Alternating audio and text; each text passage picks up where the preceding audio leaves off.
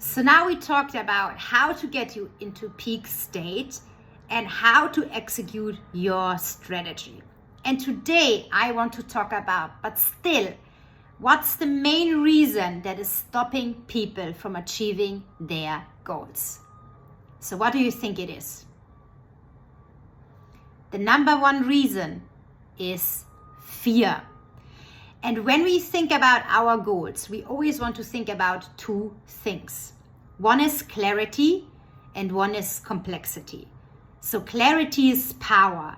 The more we know, the more clear we are what we want, where we are, and why we want it, the easier it will be for us to execute it. And we have very great reasons why we will still execute when it's difficult, when we're not in the mood, when we have challenges. The second one is complexity. So complexity is the enemy of execution. And think about really, really big companies when they're super complex. They have lots of processes, lots of people, they're super slow.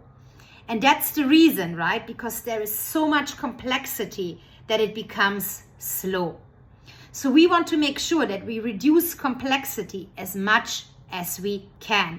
And complexity is in the sense of physically, mentally, and emotionally. So when we talk about emotional complexity, I want you to think about how can we get really, really light? Because again, think about if you're running a marathon, like if you have a lot of extra luggage, like it doesn't really matter on the first couple of meters. But once you're on the run and you're going longer and longer and longer, it's going to be really, really heavy. And a lot of people, they take a lot of extra baggage, emotional baggage with them every single day. And they might not even be aware because again, by that time, they're familiar with all that weight.